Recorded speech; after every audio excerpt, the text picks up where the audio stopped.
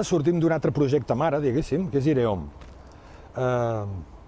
Una gent que vivia en moltes altres famílies que deien no podem comprar coses netes i sanes. Van agafar tota aquesta gent, van fer una mica de projecte, n'hi van dir ARC, que és Agricultura i Ramaderia de Responsabilitat Compartida, i van fer una crida, van sortir 20 famílies, es va tirar endavant, i la qüestió és poder menjar-te una cosa sense intermediaris i net. Intentem que sigui tot en ecològic i en el que podem li donem una empenta en biodinàmica. Estem a un hort al barri de Sant Pau, de Manresa. Intentem de cultivar tant primavera com tardor com hivern i estiu. Ens fa falta un hivernacle per poder allargar tongades de coses, però intentem fer una miqueta de tot. L'estrella és el tomàquet, la gent l'espera amb candeletes, i carbassons, cogombres, pebrots, albergínies, totes les solanàcies i bledes. A l'hivern queda tot el que són arrels i cols i espinacs i bledes. Més o menys ens queda aquí la cosa. Doncs mira, tenim uns 3.000 metres quadrats repartits en 6 feixes, aquí a Sant Pau. Després tenim 5 feixes més a Mastarrós, la banda del Poal. Les del Poal fan 8 metres d'amplada per uns 40 de llarg, i aquí són molt diferents. Unes tenen 370 metres quadrats, altres en tenen 800. És molt variat. El pagès sóc jo, només n'hi ha un que treballi així.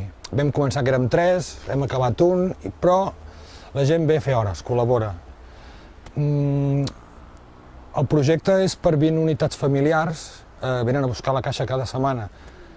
Hi ha diferents quotes, depèn de les hores que tu vulguis o puguis implicar en l'hort, vull dir que hi ha un baremo diferent. Hi ha un parell d'unitats familiars que estan amb la quota més baixa, que són les que venen a fer més hores, que venen a ser unes 40 al mes. És una bona ajuda. Sí. I a part d'això, som aquests 3-4. Un moticultor de 18 cavalls i xapos, aixades i tot manual. Fem servir l'aigua de la séquia i per inundació, de moment. Igual en un futur fem algun projecte d'intentar-ho fer a goter i treballar d'una altra manera, però ara per inundació. El projecte s'aguanti bé, hauríem de ser unes 23 per 25 unitats familiars. Som 17. Estem allò, ja ho aconseguirem. Però, clar, igualment jo planto per 25, perquè si se n'apunten 4 o 5 de cop, jo ja tindré el producte més o menys agafat. El que ara surt d'excedent s'intenta vendre a veïns, amics, a menjar en bages algunes coses ens en demanen, que nosaltres li diem, ei, aquesta setmana ens sobren albergínies, en voleu? Hosti, doncs sí, doncs tant. I traiem una miqueta per aquí, però si no tot s'absorbeix.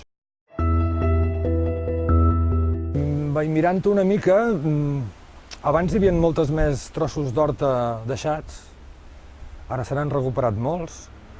El que igual abans es treballava molt en convencional i molts dels trossos que s'han tornat a agafar ara és gent més jove, gent que té una altra òptica de com treballar la terra i és més en ecològic.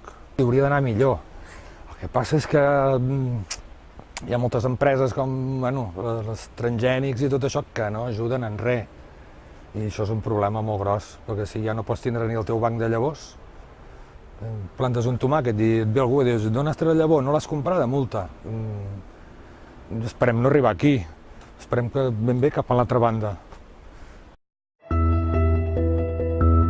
Sí, per això la faig, si no m'agradés no la faria. El que m'agrada més, igual no és la feina en si, sinó és que en el moment que vulguis pots parar, agafar una maduixa o un préssec i acabar de collir, menjar-te una cosa que no té gust incomparable. Això és un gran què.